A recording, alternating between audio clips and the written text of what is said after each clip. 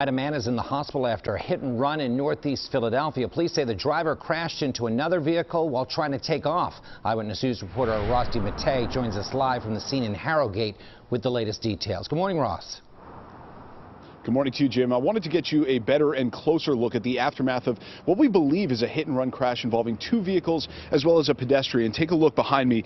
Some extensive front-end damage to both of these vehicles here, starting with the Chevy Impala on the right. You can see the windshield is completely smashed, as is the front end of the vehicle. The entire thing is pretty much totaled. And I'm no expert, but judging by the extent of the damage to both of these vehicles in the front end, I would say that at least one of these vehicles was traveling at a high rate of speed prior to colliding into each other.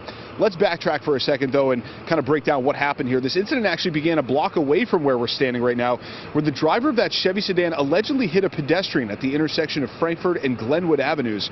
We could see a pair of sneakers at that scene, spread out about 10 yards apart from each other.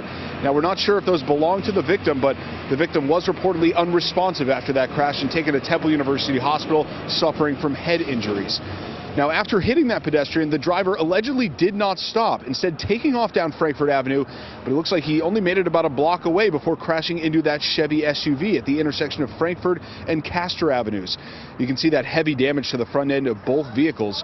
No word on whether that Chevy SUV was parked or whether someone was actually driving it when it was hit. Now, I do have a bit of an update from when we spoke just about a half an hour ago. Just within the last half an hour, two more police officers arrived here on the scene, and we've seen them going through this Chevy Impala behind me, looking at some items in the car. One was a sweatshirt, and just basically going out, carrying out their basic investigation. Now, I did speak with a witness here on scene who says that he saw the driver of that Chevy get out after the crash and simply walk away without stopping to, take a look at the damage or talk to police at all.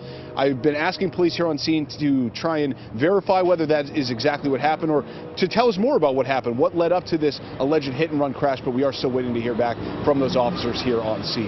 We're live in northeast Philadelphia. Ross DiMattei, CBS 3 Eyewitness News. All right, Ross, we'll check back with you later. Thank you for that. Also, breaking